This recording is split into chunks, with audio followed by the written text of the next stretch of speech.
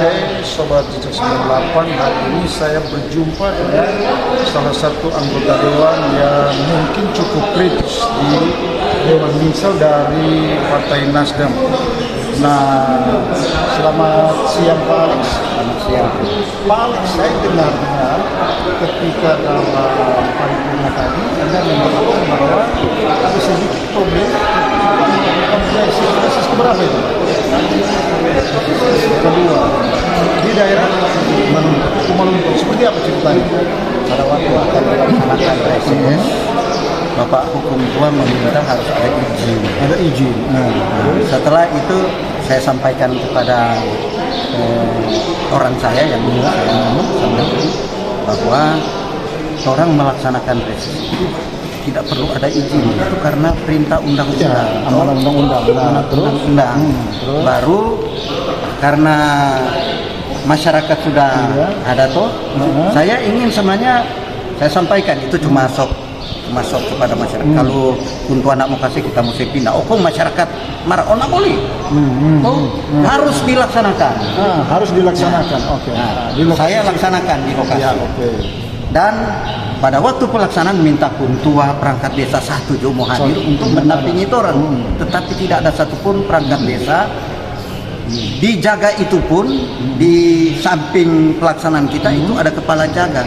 Kita minta boleh Pak biar cuma kepala jaga supaya untuk pelaksanaan reses enak tuh kalau ada. Oke, kalau kemudian reses ini kan akan menampung aspirasi masyarakat sebagai salah satu bahan untuk dibawa dalam menggodok RAPBD, ya kan?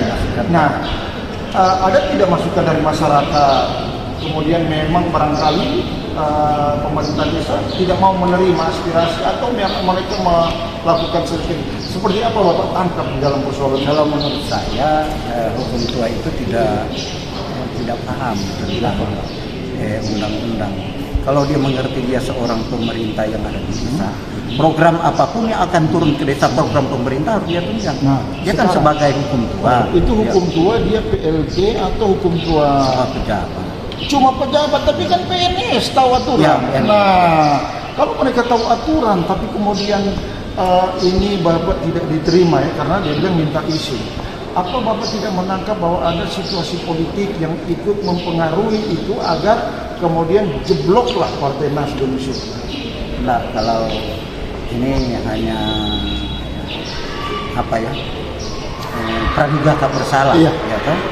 Ini ada permainan dari tingkat yang lebih atas. Apa sebab hukum tua bertindak seperti itu?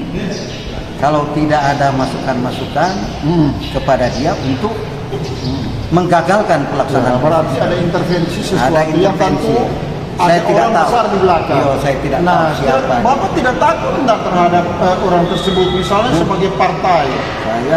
Saya apapun bukan sebagai partai. Saya turun ke sana berdasarkan status saya sebagai anggota DPR untuk menyerap aspirasi dari masyarakat. Ya, kan jadi pada prinsip yang kan dibutuhkan adalah satu komunikasi yang Bapak harapkan dalam konteks sebagai wakil rakyat untuk menyalurkan aspirasi mereka. Tetapi kemudian ini kan ada sesuatu, artinya ada kekuatan berarti dalam bentuk partai, sudah tidak dalam bentuk masyarakat. Dislike masyarakat tentu lain lagi peristiwanya. Nah, kalau kemudian ada intervensi, apa memang di situ mungkin ladangnya PDI atau Golkar atau apa? Ya, di desa itu ladang Golkar dan ladang PDI.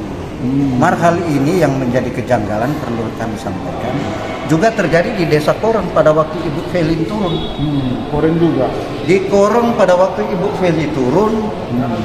Mereka seperti menghambat. Karena apa? Menanyakan izin.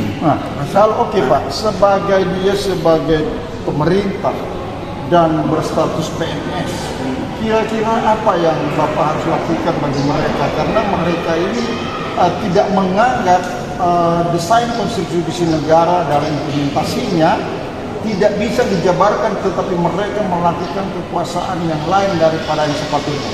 Apa yang Bapak harus bisa lakukan? Apa perlu mereka diganti atau bupatinya sekaligus diminta untuk bertanggung jawab? Kalau untuk saya pejabat hukum tua yang seperti itu perlu dievaluasi. Saya sampaikan kepada Bapak Bupati, ini perlu dievaluasi karena apapun yang terjadi, hukum tua pejabat seperti ini, para hukum tua perlu diberikan pendidikan khusus tentang. Tapi kan dia seorang PNS sudah melecehkan Bapak. Apa Bapak tidak pernah muka ketika dilecehkan? Saya kecewa. Hanya kecewa. Kecewa. Tapi lembaga ini dilecehkan, dipermalukan ya. Saya memang pada waktu itu ya, jujur sebagai manusia tidak lepas dari kelemahan. Sehingga pada waktu itu saya langsung marah, langsung saya naik. Karena pada waktu itu juga ada mantan camat.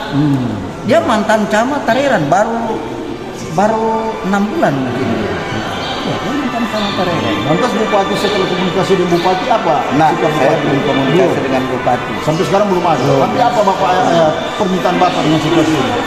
Ya tentu hal ini perlu dipanggil. Dipanggil ya? Oke, terima kasih Pak Alex bahwa hari ini ada pelecehan terhadap anggota dewan, mempermalukan dengan meminta izin pada mereka adalah lembaga negara dan dalam konstruksi pemerintahan seolah-olah menjadi tidak bermuka. Tapi seperti apa yang diterangkan, dijelaskan di daerah dewan dan di depan SKPD maupun pemerintah daerah, kami belum tahu seperti apa karena di situ ada wakil bupati dan bupati maupun ketua dewan. Nah, kita akan melihat wajah Minsel ini seperti apa. Apakah memang tercabik-cabik dengan orang-orang yang tidak bertanggung jawab dan dipertahankan? Kita lihat nanti. Oke, saya Hendy Priyono melaporkan dari kantor Dewan Kabupaten Minahasa Selatan. Salam sehat. Itu begitu bos, kalau